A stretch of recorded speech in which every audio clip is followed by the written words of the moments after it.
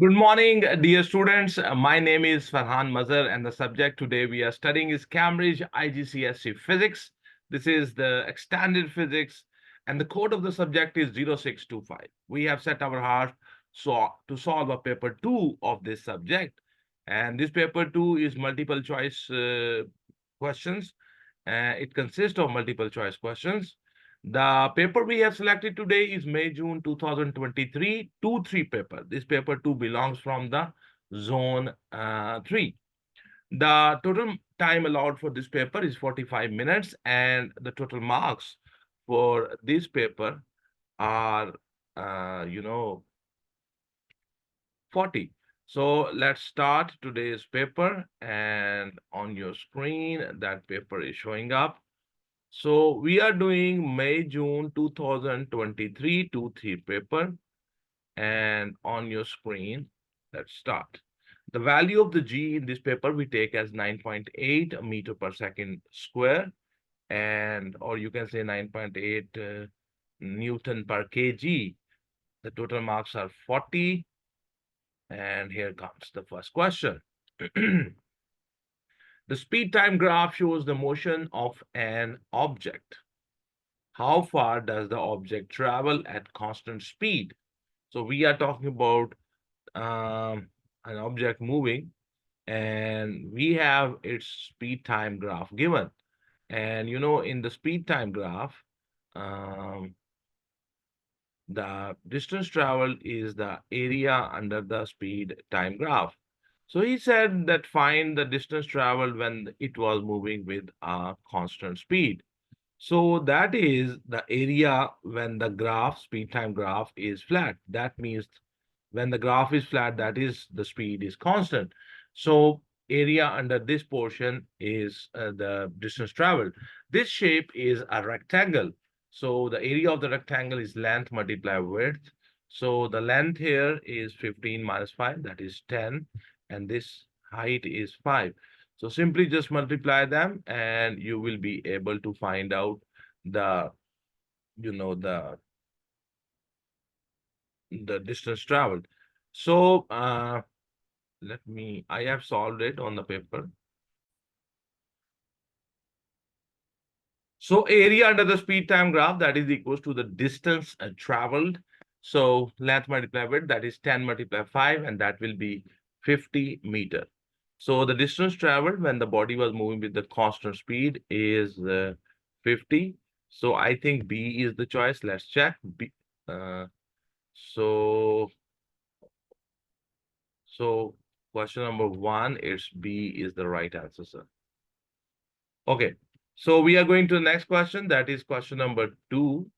Which statement about a falling object accelerating close to a surface is correct? The way when you are falling down, and you are accelerating, that means the two forces are acting on you. One is the weight of the object, the other one is the air resistance. Because the weight is acting downward, the air resistance is acting opposite to your motion. So that because you're falling down, that's why the air resistance is in the upward direction. Because you are accelerating downward, so that means the weight is more than the air resistance. And that's why you have resultant force. That's why you have acceleration, because there is resultant force. So that means the weight of the object should be more than the air resistance. So the weight of the object and the force of air resistance on the object are of equal magnitude, but act in opposite direction. No, when this happens, the resultant force becomes 0. The body do not accelerate. The body moves with a constant speed. The weight of the object is increasing and the force of air resistance on the object is decreasing. That is not true. Weight do not change. The weight of the object is constant, but the force of air resistance on the object is increasing. That happens as you speed up, the air resistance acting on you increases. The weight of the object is less than the force of air resistance. No. This happens when you open a parachute or so.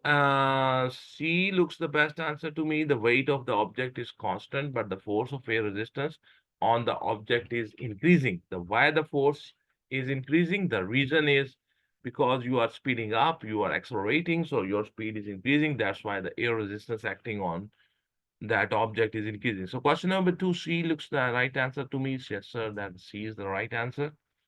Question number 3, an aircraft is moving at 60 meters per second in a northerly direction with the crosswind from the east starts to blow. The speed of the wind is 13 meters per second. What is the magnitude of the aircraft's velocity when the wind is blowing? Okay, so very simple. You see, um, the okay, the plane is going to the north with the 60 meter per second speed. The wind is blowing from the east, that is with the speed of 13 meter per second, because they are talking about plane or aircraft. Yes, this is an aircraft. So you see what will happen. We can find their resultant force with these two vectors. And if you want to find out the magnitude of these two vectors, what we will do, we will use the graphical method. Because these two vectors, they are making 90-degree. One is in the north direction, the other one is going from east to west. So the angle between these two vectors is of 90-degree. So you see here, I have placed them in such a way that the angle between them is 90. And on the tail of the first vector, I have put, sorry, on the head of the first vector, I have put the tail of the second vector. So I'm going to use the triangular method. Then I join the tail of the first vector with the head of the last vector. This gives me the resultant. This is a right angle triangle. So we can apply Pythagoras. This is hypotenuse. The resultant is hypotenuse. According to the Pythagoras, hypotenuse square is equal to the perpendicular square plus base square. So if you want to find out the hypotenuse, which is resultant here, that will be the square root of the sum of the squares of the two other sides. So it will be square root of the sum of the 60 square and the 13 square. So when you enter this in your calculator, this is 61.4. So my resultant force will be 61.4. So I think C is the right answer, which is 61. Let's check here. C is the right answer. And this is the solution. I hope you understand how to add up two given vectors. And we have used triangular method. And then we have applied the Pythagoras theorem. So we are going to the next question. That is question number 4. He says, two rectangular blocks consist of different materials. 4 different methods are suggested to compare two masses.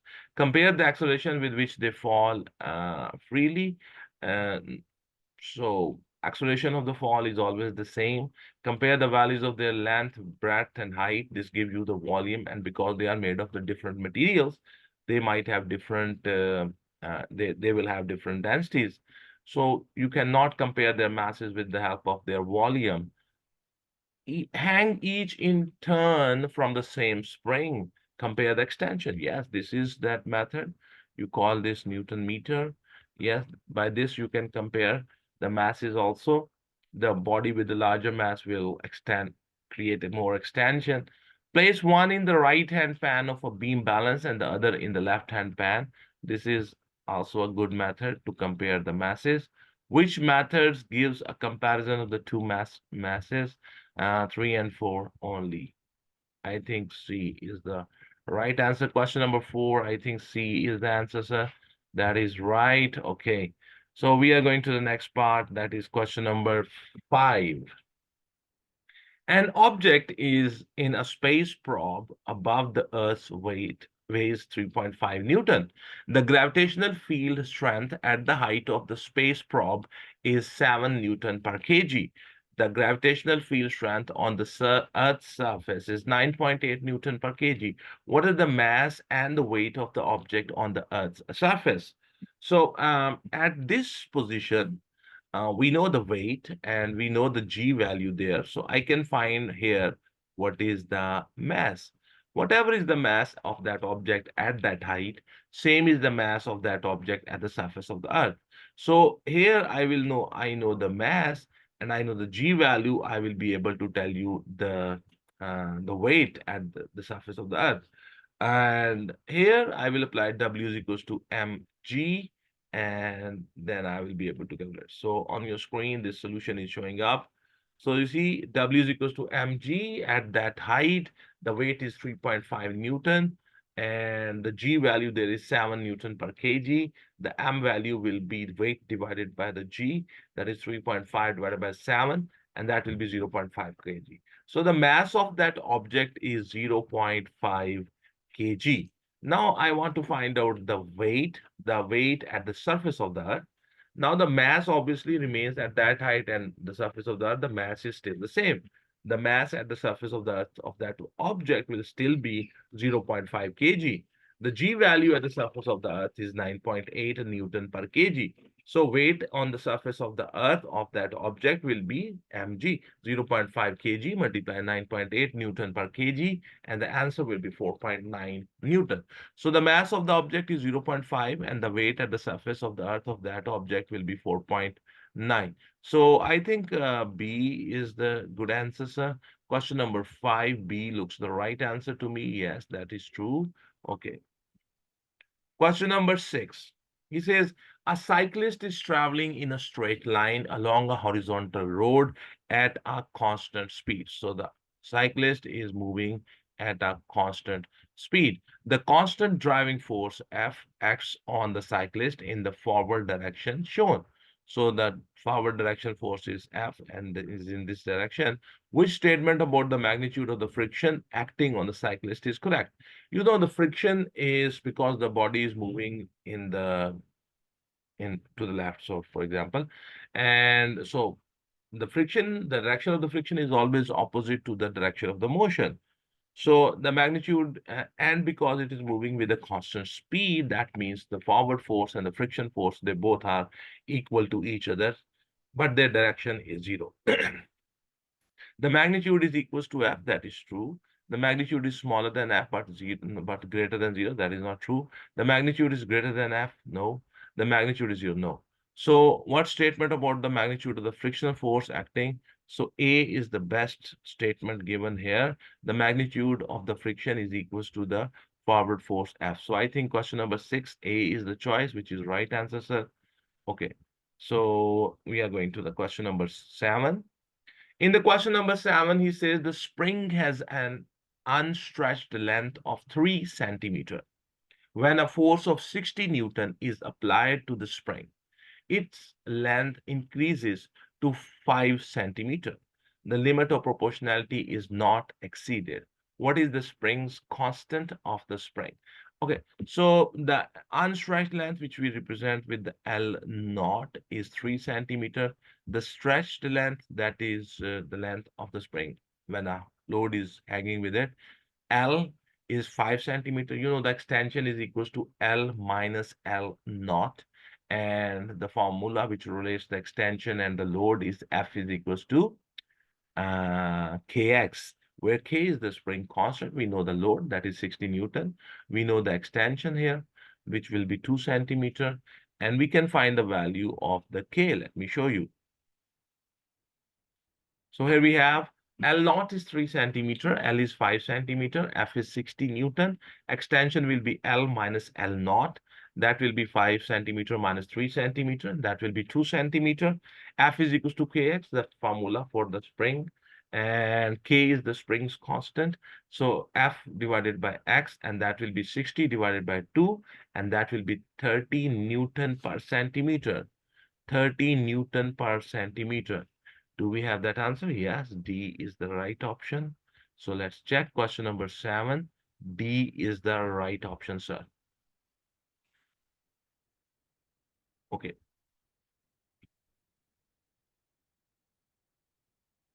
Okay. The diagram shows the minimum force F1 acting vertically on a lever required to lift a heavy log of the weight W. So here you have a pivot. This is a lever. And here you have a log. Log means a piece of wood. And here you apply the force. When you apply force downward, this log will go upward. Okay. So this force here, which you are applying, that we call in physics, we call it effort. Your effort is trying to produce a clockwise moment about the pivot. The weight of the log is trying to produce an anti-clockwise moment. So your moment must be more than the clockwise moment must be more than the anti-clockwise moment to lift the log. The log needs to be lifted by a smaller force than F1. The diagram shows the changes tried. Each diagram has only one change from the original diagram. In each case, F2 is the minimum force required to lift the log. So here you see what they have done. They have made the size of this. This is called the moment arm. If you increase the moment arm, then to produce the same amount of the moment, you require less amount of the force because you have increased the moment arm on the right side. So when there will be, you know, that the moment is a force multiplied the perpendicular distance between the line of action of the force and the pivot. So if you increase the moment arm, what happens? You will have to apply less force to produce the same moment. So yeah, P can be a good thing. Okay. And here what they have done, they have, instead of applying the force in this manner, they have made the line of action of the force in this manner. So when you apply like this, then this thing becomes the moment arm. You know, the moment arm is the perpendicular distance between the line of action of the force and the pivot. So now what they have done, this force is now making 90-degree angle with the lever and it's acting at this end. So the moment arm is this lever.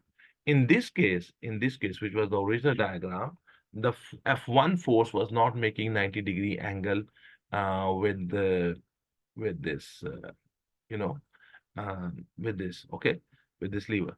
So let me show you. If I extend this line of action of the force, and then this will be your moment arm, okay? This will be your moment arm, and let me call it D, okay? And if you pay attention, and this is a right angle triangle, and this is the hypotenuse, which will be and this is the base. So this base is always less than the moment arm. So in this case, the moment arm is this. And so your moment arm is smaller. But when you make the F2 like this, the moment arm will be this thing, which will be obviously larger than this moment arm. So here a larger moment will be produced. So Q is also right. Q is also a good method. Okay, here they have made the moment arm smaller, so that reduces your clockwise moment, increasing the distance from the lock to the pivot. Okay, at a time they are changing only one thing. Okay, so if you make this moment arm smaller, so obviously the moment produced by this F2 will become smaller. Its moment, actually, if you make this rod smaller, its moment arm will be this actually. And you can see clearly it is smaller than this moment arm. This moment arm, which is the dotted line, is smaller than this moment arm. So the less moment will be produced. So the good options are only P and Q only. So I think B is the right answer, sir. Question number 8. Let's see. B is the right answer, sir. That is right answer. I hope you understand this. Okay, so here we have question number 9 coming up on your screen. He says the ball of a ball of mass 0.25 kg hits a wall at a speed of 16 meter per second. So suppose if you take this as a negative, means going towards the wall, suppose it's just I'm supposing, you can suppose it positive as well. It then rebounds back along its original path at a speed of 12 meter per second. Its final velocity, if going towards the wall, is positive, sorry, negative, then going back, bouncing from the wall and going in the backward direction will be positive. Okay, so this is important. You see, this is important. You can suppose this positive and then this will be negative because both the velocities have different directions. You can suppose yourself that okay, going towards the wall is positive, then bouncing back will be negative. If you suppose going towards the wall is negative, then coming back will be positive. In both the cases, you will get the right answer. Both the velocities are in the exactly opposite direction. So one of them is positive, the other one is negative. You can suppose anyone as positive and the other one as negative. Their question is, what is the impulse? So they are asking you to find out impulse experienced by the ball during the impact with the wall. You know the impulse, there are two formulae for the impulse. One is the force multiplied the time, and the other one is the change in the momentum. So let me show you. We can find the change in the momentum easily. That is equals to the impulse. The formula for the impulse I'm going to use is change in the momentum. That is the final momentum minus the initial momentum, mv minus mu. The mass is 0.25, and the final velocity is 12, and the initial velocity is minus 16, and the mass is 0.25. So 0.25 multiplied 12 minus 0.25 multiplied minus 16. So when you enter this in your calculator, that will be 7.0 Newton. So the answer is impulse is 7.0 Newton second, sorry. The unit for the impulse is Newton second, or it can also be kg meter per second. So in both the cases, this is 7 Newton uh, second, 7 Newton second. Okay. So our option, which option we have taken? D option, question number 9. And let's see what option do we have in the math. D is the right answer, sir.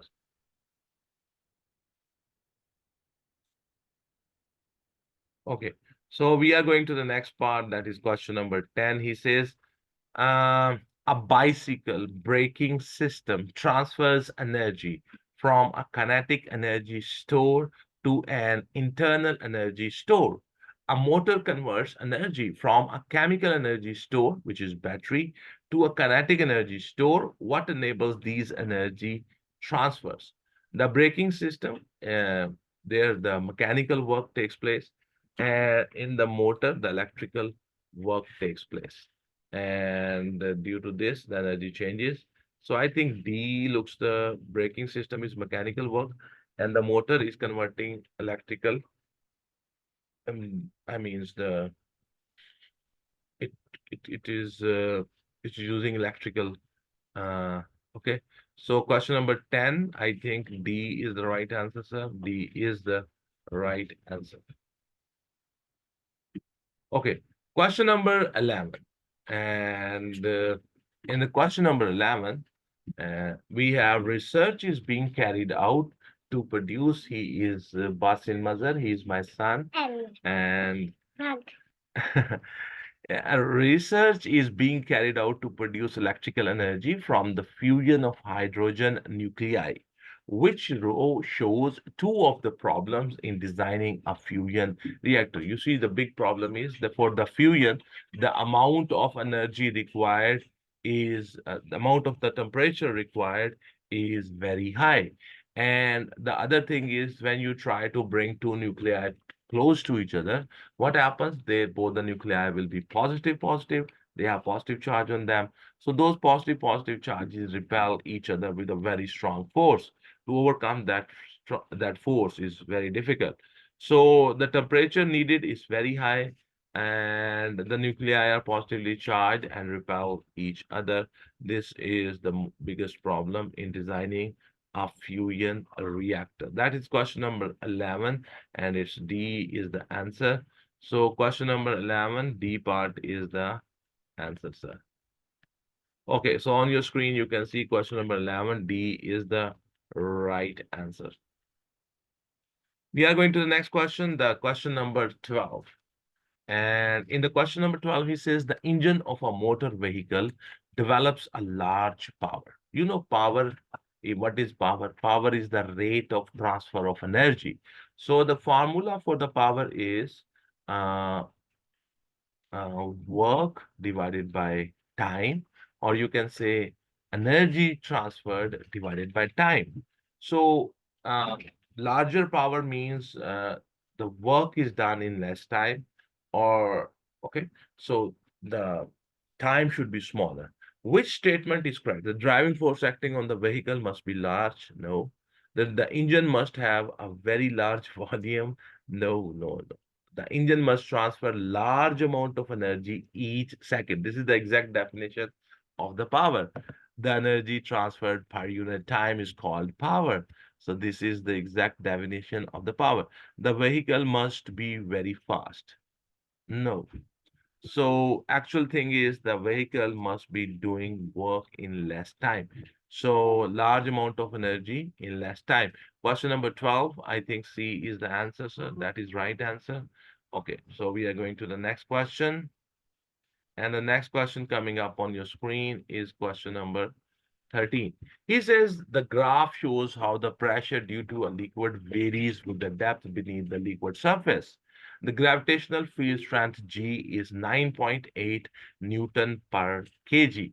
So here we have the pressure due to the liquid that is on the y-axis, and this is the depth of the liquid above the point of observation beneath the liquid surface, they say. So this is the depth. Okay, so as the depth increases, the pressure increases. Okay, what is the density of the liquid? So I'm going to take this point because why I'm taking this point? Because here we have this is on the grid, so easy to read. So when the depth of the depth beneath the liquid surface is 0.50 meter, the pressure due to the liquid is 4,000 Pascal. Then I can apply that formula. Rho pressure is equal to rho GH, where rho is the density, G is the gravitational field strength, and H is the depth of the liquid. And from there, easily I can tell you what is the density of the liquid. Okay, so the depth here is 0.50 meter. The pressure of the liquid at that depth is 4,000 Pascal.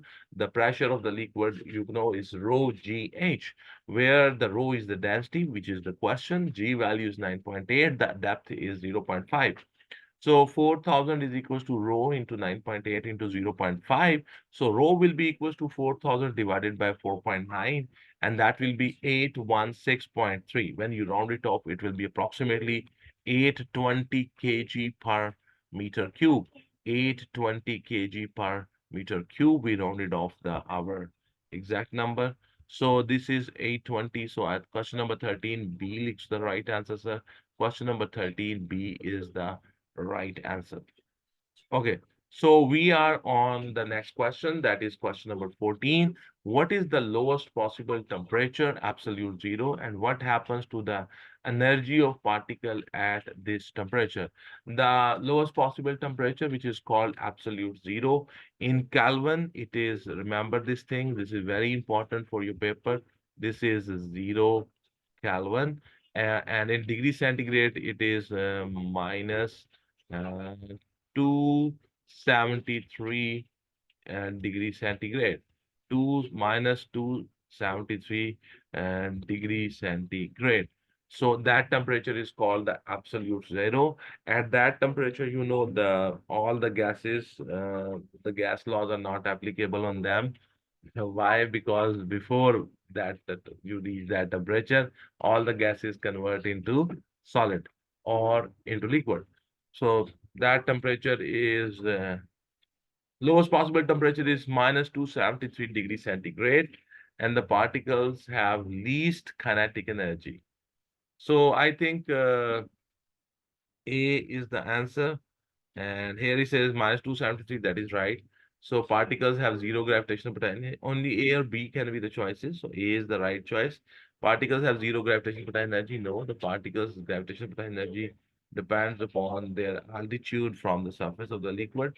So I think A is the answer. This was question number 14. A is the right answer, sir. Okay, so we are going for the next question. That is question number 15. Which statement about the particles of a substance after condensation is correct? When condensation takes place, you know, the condensation means from gas, it will be converted into liquid. So when the liquid is formed, okay, so remember we are talking about liquid. They are close to each other and slide over each other. This sentence is purely, we use this sentence to describe the liquid. They are close to each other and vibrate about fixed position. Fixed positions about vibrate about fixed positions. That happens when we are we talk about solids. So they are far apart. This is totally wrong. They are far apart. They are totally. This is totally wrong statement. A is the right choice, sir. Question number 15. A is the right choice. So we are going to the next part. That is question number 16, and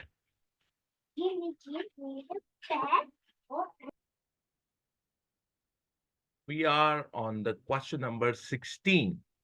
He says two otherwise identical cars, one black and one white, are at the same initial temperature. The cars are left in bright sunshine and their temperature increase. During the night, their temperature decrease. Which car shows the greater rate of temperature increase and which car shows the greater rate of the temperature decrease? You see, the body which is black is a very good absorber of the infrared radiation. And the body which is black is also a very good emitter of the infrared radiation. So the body which is black, the car which is black, in the daytime, when its temperature will be less and the surroundings temperature will be higher, it will be a very good absorber of the infrared rays. And in the night, when the surrounding temperature will be low and the temperature of the car will be high, it will be a very good emitter of the infrared radiation. So in both the cases, in the daytime, the greater rate of temperature increase will be of the black car, and in the night, the greater rate of temperature decrease will be also of the black car. So black is also a very good absorber of the infrared rays, and black is a very good emitter of the infrared rays. And it depends what is the temperature of the surrounding and what is the temperature of the body. And according to that temperature difference, the body acts. So I think A is the choice, the black. So question number 16, A is the right choice, sir. I hope you understand this. Okay, question number 17. A drop of water from a tap falls onto the surface of some water of constant depth. Water waves spread out on the surface of the water. Which statement is correct? The waves are longitudinal and travel at the same speed in all directions.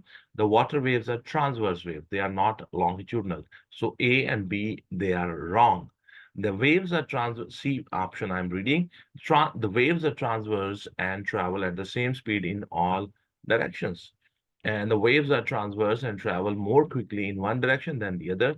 So C is the right option. In all the directions, their speed will be same because there is not enough information because that if the depth of the water in a particular direction is different from the depth of the water in the other direction, if the depth of the water will change, then the speed will change in that particular direction. That is not given here.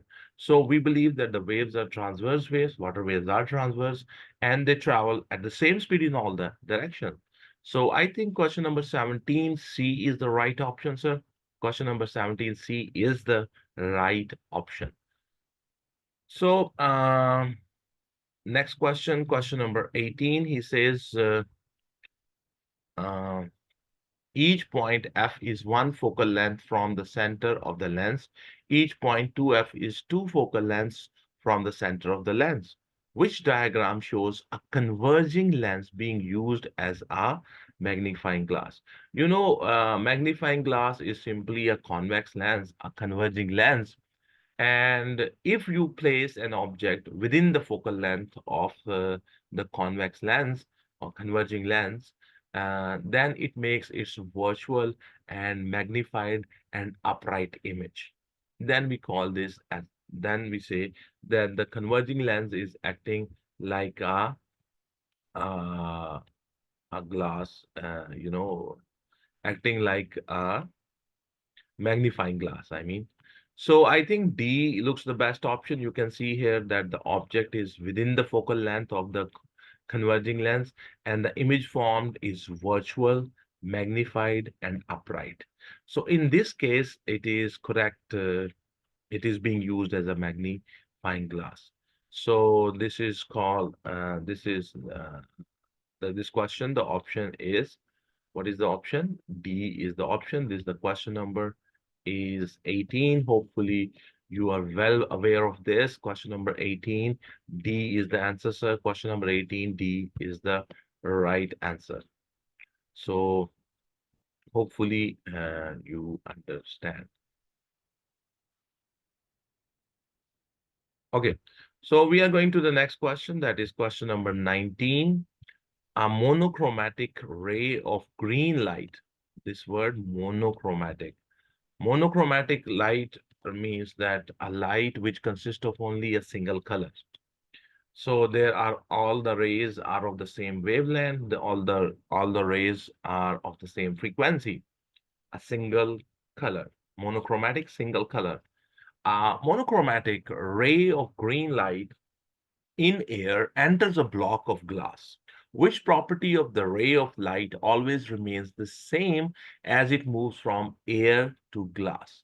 You see, when you will enter from air to glass, your speed will change, okay? And when speed changes, the wavelength also changes. The one thing which do not change is the frequency. When the refraction happens of the light waves, their speed changes, their wavelength changes, but their frequency do not change. The question was, which property of the ray of light always remain the same as it moves from air to glass? So the frequency do not change. So I think question number 19, C is the right answer, sir. Question number 19, C is the right answer. Okay, so let's go to the next question. Here we have question number 20 showing up on your screen. He says, a narrow beam of white light passes through a prism and is dispersed into a spectrum. Okay, so you see this white light entered into the prism and the white light split it into its colors and a spectrum is formed here. And you know the colors, the colors are roy, red, orange, yellow, Roy G. Biv.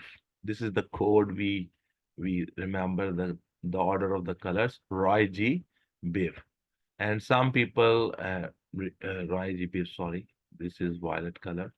Read it Webgor. So if you keep that same order, you are going downward. Your frequency will be increasing, your wavelength will be decreasing. So red is always in the spectrum on the top, and orange, yellow, green, blue, indigo, violet. Which row is the correct order? Red, then yellow, and then blue. So I think C is the right answer, sir. Red, yellow. First of all, you will have red, then you will have yellow, and then you have blue. So I think C is the right answer, sir. Little, it's easy peasy question. Only you have to be uh, little smart. Okay, question number 21. A student writes four statements matching a communication system to the region of the electromagnetic spectrum that it uses to transmit signals. Which statement is correct?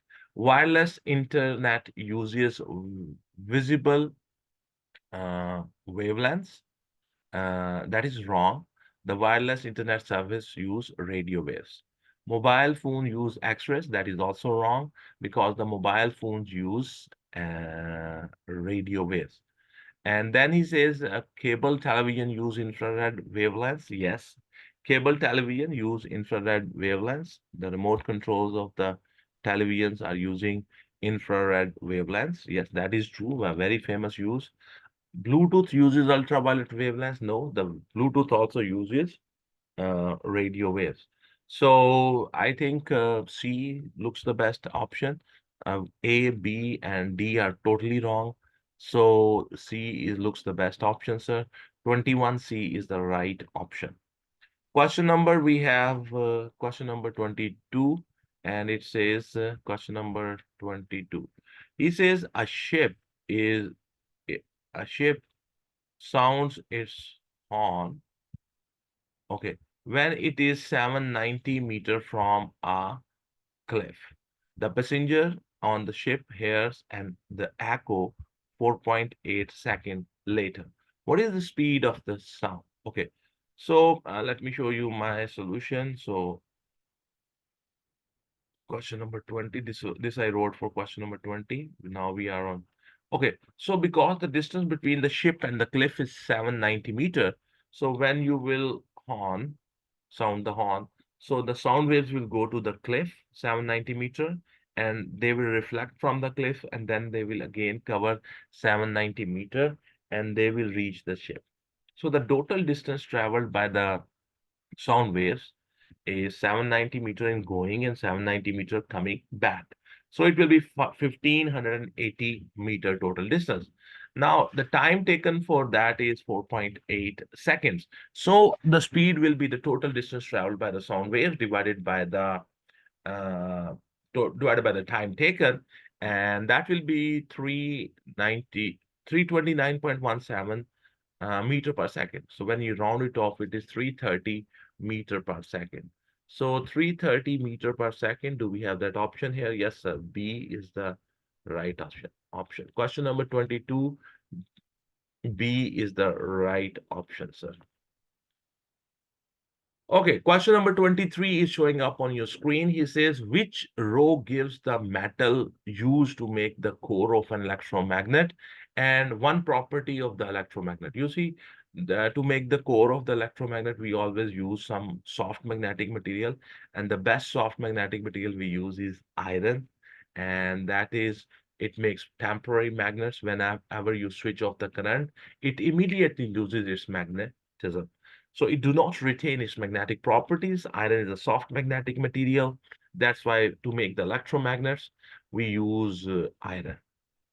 So I think B is the option, sir. Question number 23, B is the right option, sir. Okay, so now we are going to the next part, that is question number 24. He says a plastic rod and a dry cloth are uncharged. The rod is now rubbed with the cloth and they both become charged. The rod becomes negatively. So the rod is negative. That means it has gained electrons.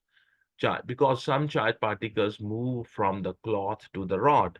What is that charge on the cloth and which particles moved in the charging process? During this friction, always remember the transfer of electrons takes place because the rod has become negatively charged. So that means the electrons have moved from the cloth to the rod. So the rod is negatively charged. Now, because the rod is negatively charged, it means the cloth has lost electrons. So the cloth will become positively charged. So the charge on the cloth will be positive, and the particles that moved are electrons. Remember, in this process, always the electrons are given, the electrons are received, electrons are transferred. This negative charged electrons are transferred. Never say a positive charge has been transferred. Never say that the protons has been moved from one body to the other body, okay? Question number 25. A student does an experiment to investigate the resistance of a metal wire. The graph shows the results from the experiment. So here on the y-axis, we have resistance, and this graph shows a relationship of inversely proportional. So this is a pure graph which shows an inverse relation. Okay, so what is plotted on the x-axis? Okay, so the resistance is inversely proportional. You know, the resistance is inversely proportional to the cross-sectional area. If you remember, I will show you the formula. This is, so here you will have cross-sectional area. So that can be, or you can say the diameter of the wire. So diameter of the wire, yes, that because the cross-sectional area depends upon it. And length of the wire is not, is the length of the wire is directly proportional. Temperature of the wire is directly proportional. Current in the wire, resistance, if the current is more, there will be temperature high, and that will cause the resistance to increase. The good answer, the best answer here is the diameter of the wire. So the thick wires will have less resistance, and the thin wires will have more resistance. So I think question number 25A is the option. Question number 25A is the right option, sir.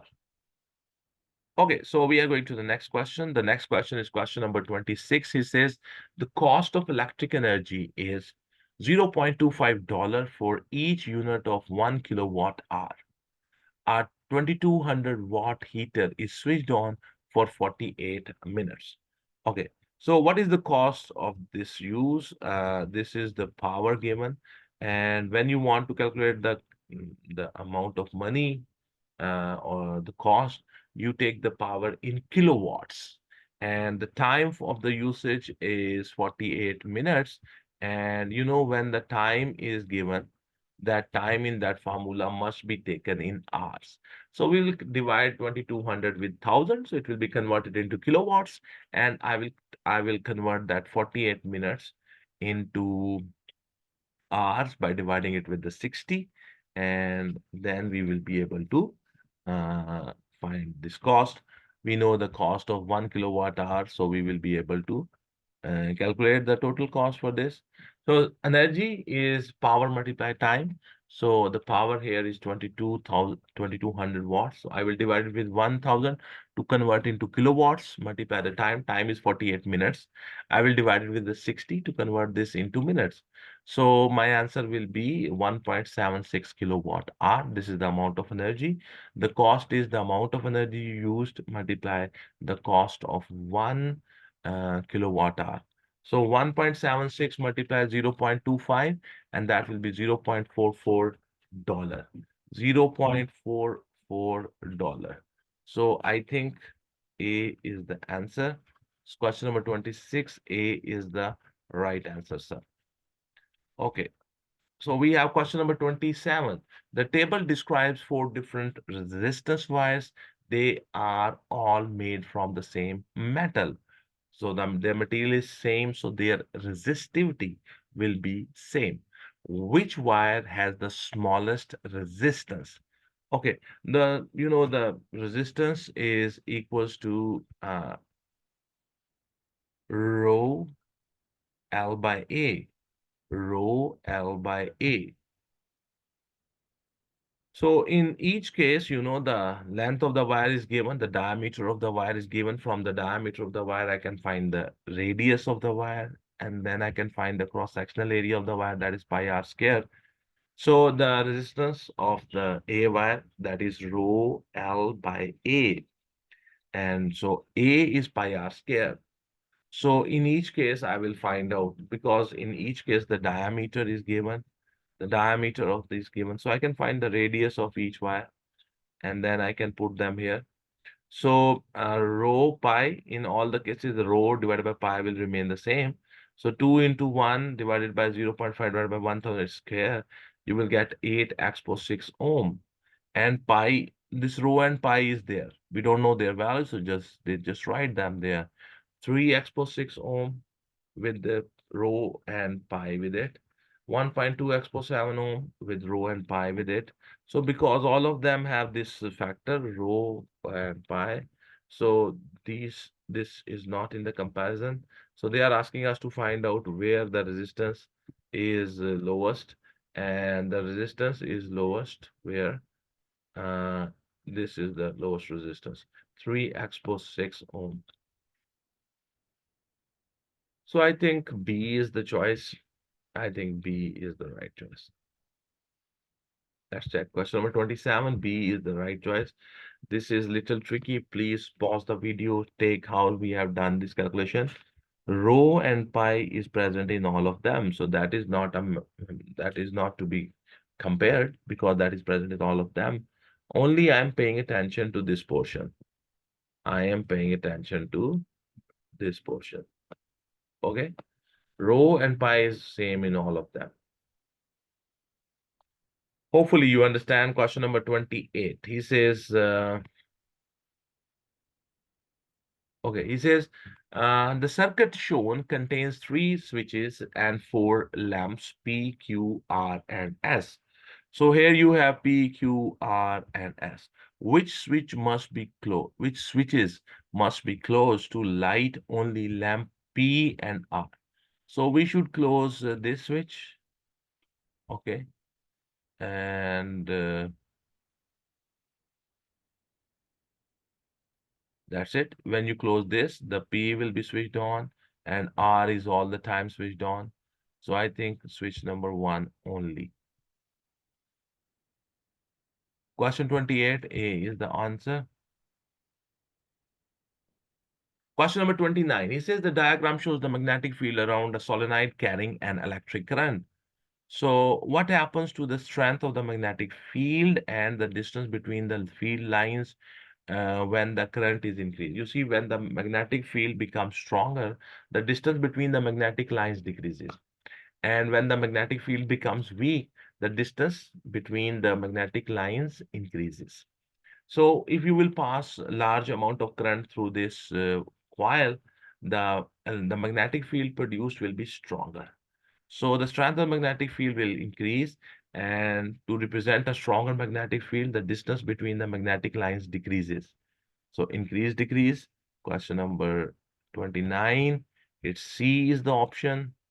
Question number 29, sir, C is the right option. Question number 29, C is the right option. I hope you understand. Question number 30. The diagram shows a wire hanging freely between the poles of a magnet. There is a current in the wire in the direction shown. The magnet and the current causes the force to act on the wire. In which direction does this force act? Okay, so we have magnetic field, we have a current carrying conductor placed perpendicular to the magnetic field. It will experience a force on it. That is called motor effect.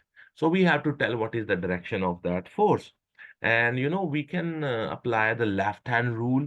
And by applying the left hand rule, I can tell what is the direction of the force acting on this current carrying conductor. So this is my right and this is my left hand. Okay, this is my left hand. So I will stretch these three fingers. I will stretch it. Let me increase the size of this video, this screen, so you can understand this. Okay. So this is my left hand and this is my left hand. So I will stretch these three fingers such that they are mutually perpendicular to each other. This is my thumb and this is my index finger. This is my middle finger. So this is FMC, FMC, FMC. The thumb is telling you the direction of the force, and the index finger is telling you the magnetic field, and this middle finger is telling you the current. So the current is going downward, and the current is going downward. So I have to twist my arm. The current is going downward. The magnetic field is going from north to south, from right to left, and my thumb is pointing out of this screen, out of this page. So the force acting on this wire will be out of the page towards you. I think it's the B answer. Let's check. Let's check our answer. Question number 30. B is the. Oh my God! It says A. So let me reconsider my. Wait a bit. Wait a minute. Wait a minute. I made a mistake. I think I made some mistake. So this is my left hand. Okay. So FMC. So the magnetic field is in this direction. And oh my God. Oh, sorry. I look at the screen and told you. So I have to look from here, not through the screen. So magnetic field is going downward. Sorry. Magnetic field is going from north to south. The current is going downward. My thumb is pointing this, it is pointing basically into the page. Sorry, I made a mistake. So it's pointing into the page. You see, I looked into the screen and my thumb was pointing towards me. That's why I said it's coming out of the screen. No, don't look into the screen. Do it yourself. I hope you will have a hard copy of this paper And if you have a hard copy of it, even if you are doing it on the screen, so this is your left hand. So FMC. So the magnetic field is going from north to south. My thumb is along the current, which is going downward toward the bottom of the page. My thumb, now don't look at the screen. My thumb is I'm live, I'm looking at this. My thumb is actually pointing into the screen. So the direction of the force will be into the screen. I'm sorry if I made a mistake.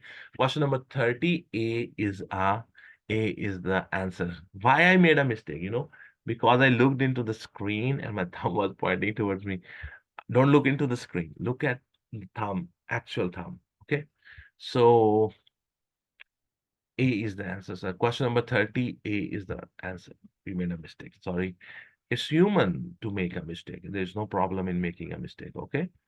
So I hope you understand. I hope you have not got confused. Okay. So we are going to the next part. That is question number um, 31. In the question number 31, they say which component forms part of a DC motor but not a simple moving coil AC generator. In the DC motor we have split ring commutators, and in the AC generator we don't have those. We have slip rings. So the split ring commutator is not in the generator. The coil is present in both of them. The carbon brushes are in both of them. The magnets are in both of them, motor and the AC generator. Split ring commutators are only present in the DC motor and they are not in the AC generator. So I think question number 31D is the right answer, sir. That is right answer. Now we have question number 32. A transformer has 5,500 turns on the primary coil. And so these much turns are on the primary coil. So we call it NP.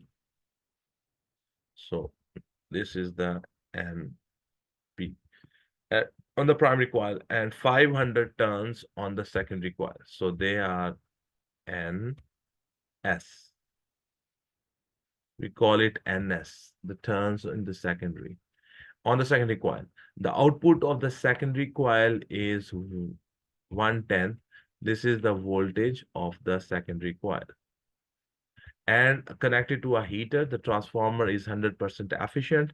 The heater produces a power of 132 watt. What is the current in the primary coil? So this is the power produced in the secondary coil.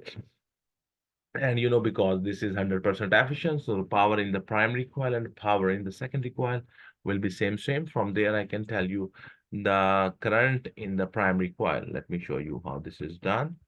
And let's move down. Okay. So here we have question number 32. The heater's power is given. So the power is 132 watts and the voltage given to the heater from the secondary coil is 110 volt. So how much is the current there? I will be equal to the power divided by the voltage. That is 132 watt divided by 110 volt, and it will be 1.2 ampere. Now, Vs by Vp is equal to Ns by Np.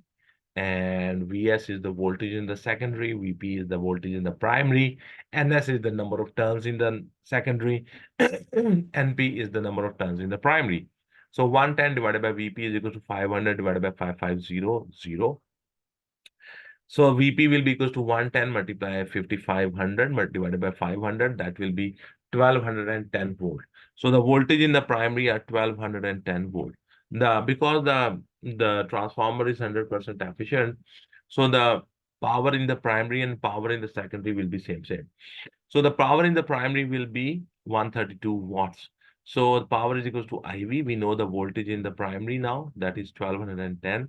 We know the power in the primary, that is 132 watt. And I current in the primary is question.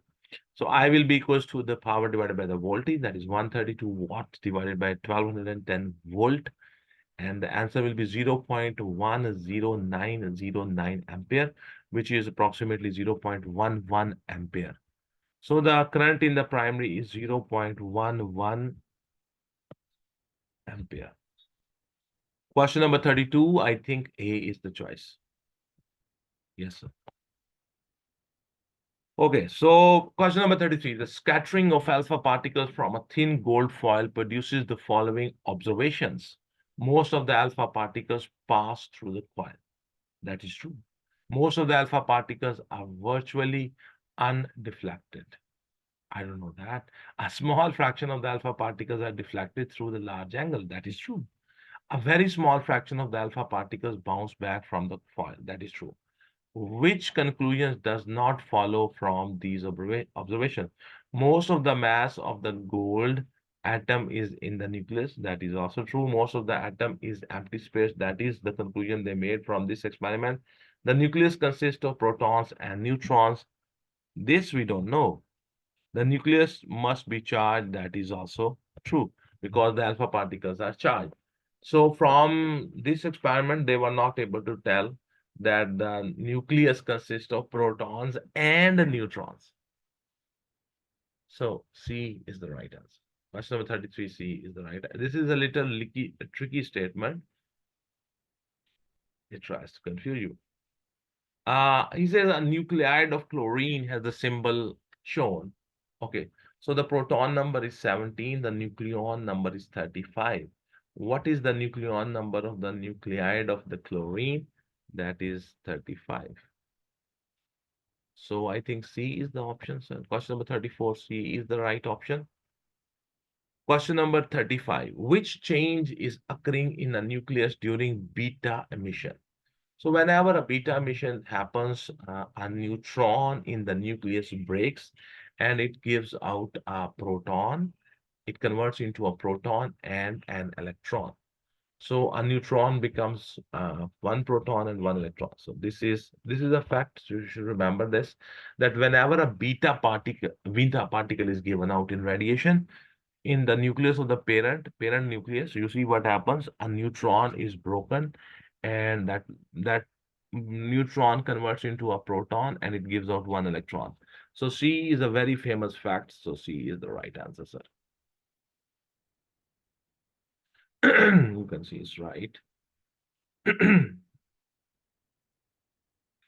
So here we have the graph shows how the count rate registered by a counter near to a sample of a radioactive isotope changes over a period of few days. The background count rate is 45 per minute. So let's say when the 0 day, the reading is 45. So from 45, I will subtract first of all 5. I will subtract the background. So I will have, what will be the answer? That will be 40. Then from after 1/2 life, you see this 40 will become how much?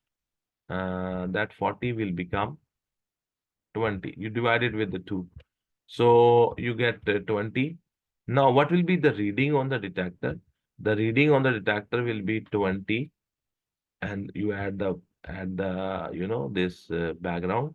So the reading must be after 1/2 life, the reading must be 25.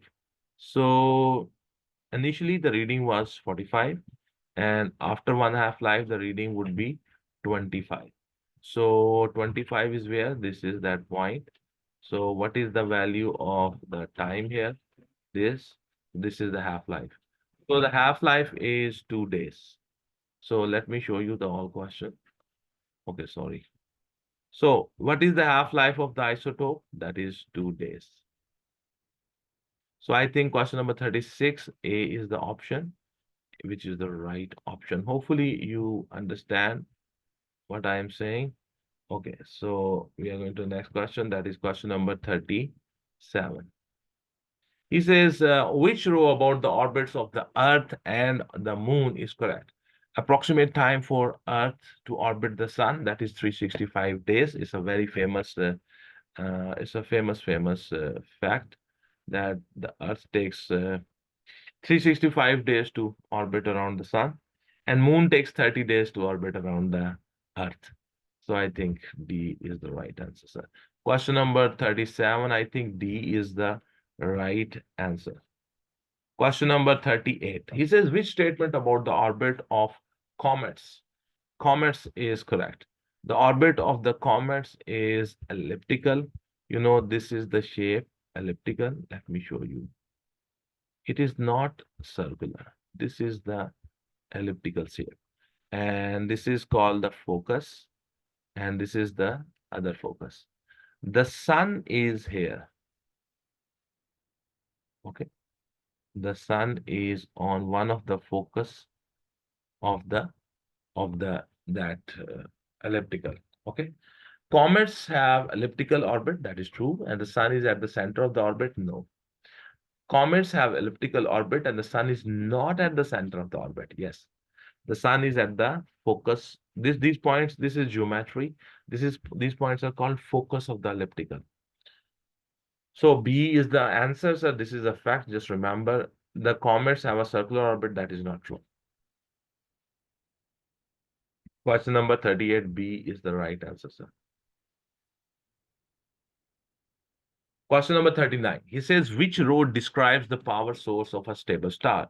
The power source of the stable star is the process of fusion, and hydrogen, they are fusing into each other to make helium. So that is the power source. So I think C is the right answer, sir. Question number 39. C is the, sorry. Question number 39, C is the right answer. Then we have question number 40. He says, which quantity can be determined? Sorry. It's a fact. Which quantity can be determined using the brightness of a supernova in a distant galaxy, the speed at which the galaxy, from that brightness, we are able to tell you the distance of the galaxy from the Earth. It's a fact. This question can come in other MCQs. Sometimes they say, what is used to find the distance of the galaxy from the Earth? Brightness of the supernova in a distant galaxy. So I think B. Question number 40, B is the right answer, sir. Hopefully you understand these facts. So we are done with this paper. Okay, so here we have, and let me. Okay. So my dear students, in this video, we have completed the May, June 2000 and 23 2-3 paper. And in this video, we have presented you the solution of this paper. And I've tried my best to write the solutions, to describe the solutions. And obviously, there's a problem that because we are making these videos for the final years students, and we believe that they have good grip on the concepts. So they need a little bit, they might be stuck in some point. So that's why we do not give too much explanation, okay? Because these videos are basically we are making for the students who are actually preparing for the Cambridge exam. Okay, so if I make a mistake, just forget it, just forgive it, because this is possible that a human being can make a mistake. So, but I try my best to give you the best of the answers and best of the procedures and best of the description to the best of my abilities. And the purpose of these videos is to provide the solution of these papers to the students all around the globe. So their life becomes easier, their parents' life become easier, their teachers' life become easier. By looking at these videos, by sitting in their home, they can practice these questions. It's a blessing for me, it's a blessing for you. Thank you very much. If you think this video is useful, please like this video, subscribe to my channel, and share the link of this video on your WhatsApp groups, on the Facebook, on Instagram, on your TikTok, on your Snapchat, wherever, whatever social media you use. Because you see, when you share the link of this video, this helps me to promote my channel, which is supporting me actually. So thank you very much. Have a good day. God bless you all.